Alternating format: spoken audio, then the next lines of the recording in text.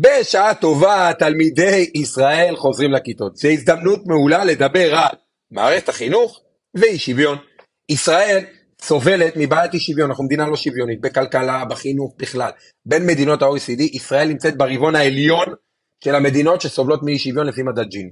אבל מה שעוד מעניין הוא שישראל היא גם המדינה היחידה שבה ראו שלמרות שהיא השוויון גבוה מאוד, התפיסה בציבור שהוא נמוך, או במילים אחרות, אנחנו המדינה היחידה שחלק גדול מהציבור נדפק, אבל לא יודע שדופקים אותו. לכאורה, היינו מצפים שהפערים האלה ייסגרו. לאורך השנים, הליכוד שמתיימרת להיות המפלגה של השכבות החלשות ושל הפריפריה, הליכוד הזה שולט כאן משנת 77. רק בשביל לסבר את האוזן, כי אנשים לא זוכרים, מפאי ההיסטורית, שלא מפסיקים לדבר עליה, ולתרד שהיא אשמה בהכל, שלטה בישראל סך הכל 29 שנים, והליכוד שולט כמעט רצוף 46 שנים מ-77, משנת 77. אבל בליכוד, כמו בליכוד, לא באמת רוצים לפתור את הפערים, רוצים מצד אחד להגדיל את הפערים, אבל מצד שני לעשות קולות, כאילו הם רוצים להקטין. אז מה עושים? מקימים ועדות. ב-20 השנים האחרונות מצאתי לפחות 4 ועדות שונות, שדיברו על הצורך לתקצוב דיפרנציאלי במערכת החינוך, ככלי לצמצום פערים. ועדת שושני, דוברת, טרכטנברג ואלאלוף. ומה יצא מזה? סבתא שלי הייתה אומרת, אבנים וקלאווים. ב-2014 לראשונה, אומץ מודל תקצוב דיפרנציאלי, על ידי שי פירון מיש עתיד, שהיה שר החינוך בממשלת נתניהו לפיד. הרעיון פשוט, ילדים מרקע יותר קשה, יקבלו יותר תקצוב בעזרה. התקצוב הדיפרנציאלי מבוסס על מדד, שנקרא מדד הטיפוח.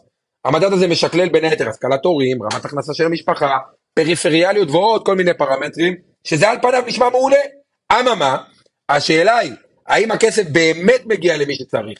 והאם מי שמדד הטיפוח שלו הכי גבוה, באמת מקבל הכי הרבה תקצוב? פה חשדתי. למה? כי בישראל יודעים לקחת את הכסף, אבל לא לעקוב אחריו.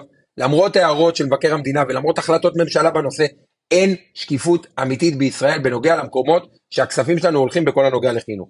דוח מבקר המדינה מהשנה, אני מקווה שאתם יושבים, הוא קובע ככה, אין למשרד החינוך ולא לאף גורם אחר, לרבות הציבור, מידע על כלל המשאבים שמקבל כל מוסד חינוך. סמוטריץ', אולי תעצור את הכספים האלו, שמעתי שאתה בקטע של לעצור כספים מטעמי שקיפות. בכל מקרה, נחזור לענייננו. מה אנחנו כן יודעים על הכסף שהולך? אנחנו יודעים שילד בבית ספר ממלכתי דתי ביהודה ושומרון, מקבל מהמדינה תקציב של 25,454 שקלים. אבל ילד באזור המרכז, בבית ספר ממלכתי, מקבל רק 19,707 שקלים. וילד בבית ספר ממלכתי בפריפריה מקבל 23,593 שקלים. למרות שהילד בפריפריה הוא הרבה יותר גבוה במדד הטיפוח מאשר הילד באיו"ש. זאת אומרת, הוא צריך הרבה יותר סיוע. באיזה קטע אתם שואלים? למה ילד בממלכתי דתי באיו"ש מקבל הרבה יותר מילד חילוני בפריפריה או במרכז, בנוסף להקלות המס שההורים שלו מקבלים, בנוסף להסעות חינם, בנוסף לאינסוף כסף שהמדינה משקיעה באבטחה ובצבא על זה שהוא שם? אני אגיד לכם למה. פשוט, כי אפשר. כי לילד הזה יש מי שדואג, יש מי שקם כל בוקר בכנסת, במשרדי הממשלה, כדי לקדם אותו, ולילדים שלנו, לא.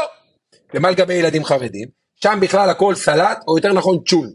קשה להשוות בין תפוחים לתפוזים, כי חלק גדול מהם לומדים בכלל ברשתות פרטיות, והתקצוב שם מאוד מבוזר. אבל גם אם משווים בין המוסדות הפרטיים החרדים, למוסדות פרטיים חילוניים או דתיים, וגם אם משווים במוסדות ממלכתיים חרדיים, למוסדות ממלכתיים חילוניים ודתיים, הילדים החרדים מקבלים יותר.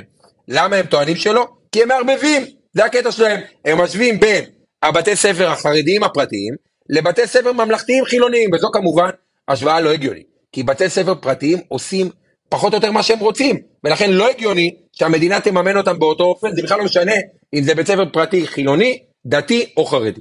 אבל לא נורא. עכשיו, יש לנו ממשלת ימין מלא מלא מלא מלא מלא מלא מלא. היא בטח טיפלה בפערים הנוראיים האלו בתקציב. הרי לא יכול להיות שילדים חרדים יקבלו הכי הרבה, ואחריהם ילדים באיו"ש ממלכתי דתי, ואחרי זה למטה ילדים יהודים בפריפריה ובמרכז. לא יכול להיות. אבל לא רק שהממשלה לא סגרה את הפערים האלו, היא הגדילה אותם. אמרתם לא הגיוני, אמרתם ממשלת נתניהו בן גביר סמוטריץ'. הם העבירו עוד 2 מיליארד שקל לרשתות החינוך הפרטיות של ש"ס ויהדות התורה, עוד 2.3 מיליארד תמיכה במוסדות תורניים, ועוד 300 מיליון שקל כמעט לרשות לזהות יהודית של אבי מעוז. ומה לגבי הילדים שלנו? כמו שאמרתי, אף אחד לא דואג להם. את השר קיש במלדיבים, זה מעניין את השנורקל.